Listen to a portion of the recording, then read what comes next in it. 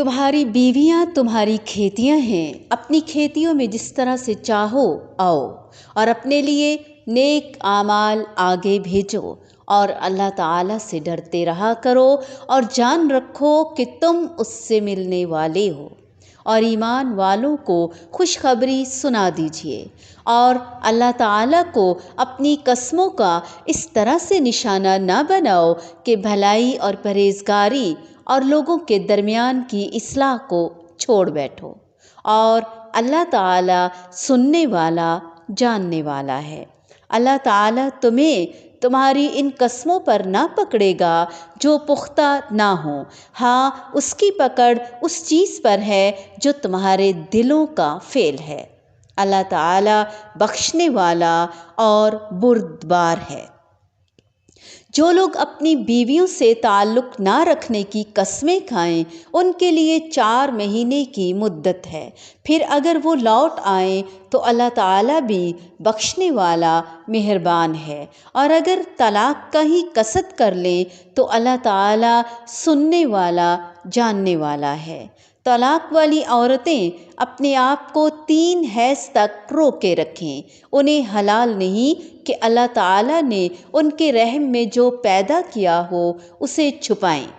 अगर उन्हें अल्लाह ताला पर और क़यामत के दिन पर ईमान हो, उनके खाविंद इस मुद्दत में उन्हें लौटा लेने के पूरे हकदार हैं, अगर उनका इरादा इस्लाह का हो। और औरतों के भी वैसे ही हक हैं जैसे उन पर मर्दों के हैं, अच्छाई के साथ। हाँ, मर्दों को औरतों पर फजीलत है और अल्लाह ताला गालिब है, हिकमत वाला है। ये तलाक़ें 2 मर्तबा हैं, फिर या तो अच्छाई से रोकना या उम्दगी के साथ छोड़ देना है। और तुम्हें हलाल नहीं कि तुमने उन्हें जो दे दिया है उसमें से कुछ भी लो। हाँ, ये और बात है कि दोनों को अल्लाह ताला की हदें कायम न रख सकने का खौफ हो।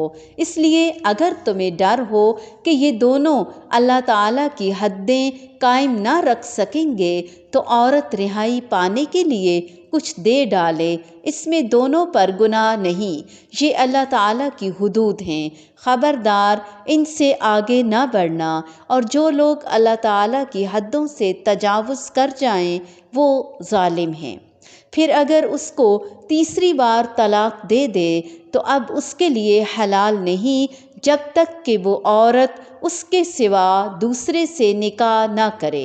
फिर अगर वो भी तलाक दे दे तो उन दोनों को मेल जोल कर लेने में कोई गुनाह नहीं, बशर्त ये कि ये जान लें कि अल्लाह ताला की हदों को कायम रख सकेंगे। ये अल्लाह ताला की हुदूद हैं जिन्हें वो जानने वालों के लिए बयान फरमा रहा है।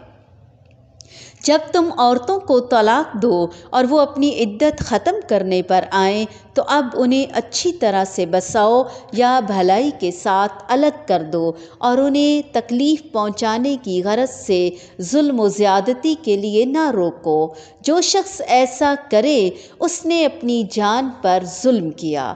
तुम अल्लाह ताला के अहकाम को हंसी खेल ना बनाओ और अल्लाह ताला का एहसान जो तुम पर है याद करो और जो कुछ किताब व हिकमत उसने नाजिल फरमाई है जिससे तुम्हें नसीहत कर रहा है उसे भी, और अल्लाह ताला से डरते रहा करो और जान रखो कि अल्लाह ताला हर चीज़ को जानता है।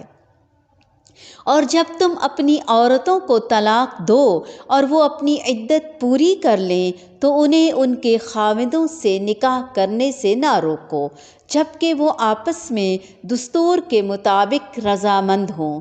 ये नसीहत उन्हें की जाती है जिन्हें तुम में से अल्लाह ताला पर और क़यामत के दिन पर यकीन व ईमान हो। इसमें तुम्हें तुम्हारी बेहतरीन सफाई और पाकीज़गी है। अल्लाह ताला जानता है और तुम नहीं जानते।